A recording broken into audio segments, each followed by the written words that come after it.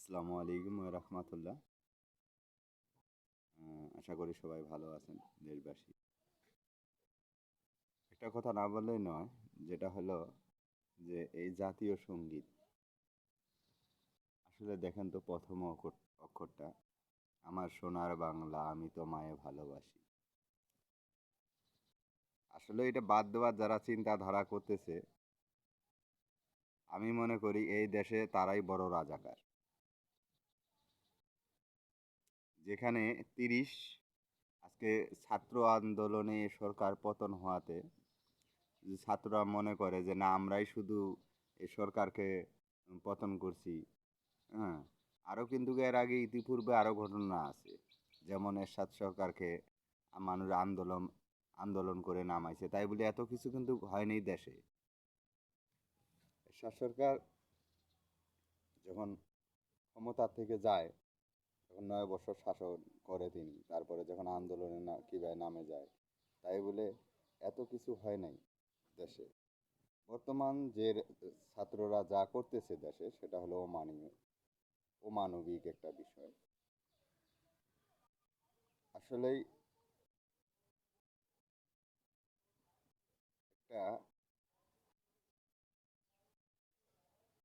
যে ইংলিশে একটা সাংবাদিকের সাথে বাইরে কথা বলতে পারে না, তাকে এত বড় দায়িত্বটা দেওয়া আমার মনে হয় যে ঠিক হয়নি। আর ছাত্ররা ছাত্ররা যে জায়গায় থাকবে তারা চলে যাবে। যে বর্তমান সরকার আছেন ডক্টর ইউনূস স্যার, আরও তো ভালো ভালো মেধাবী বাংলাদেশে আছে, মুরব্বীগণ। তো আমি মনে করি যে আমি একটা ছোট ইউজার, এটা আমি দেশ মনে করি যে এটা এই জাতীয় সঙ্গীতটাই থাকা উচিত। আসলে জাতীয় সঙ্গীত শুনলে মনে হয় যে প্রাণটা শীতল হয়ে যায়। এটাই আজকে আমরা 30 লক্ষ 71-এ 30 লক্ষ মানুষ জীবন দিয়েছে এই পতাকাটার জন্য।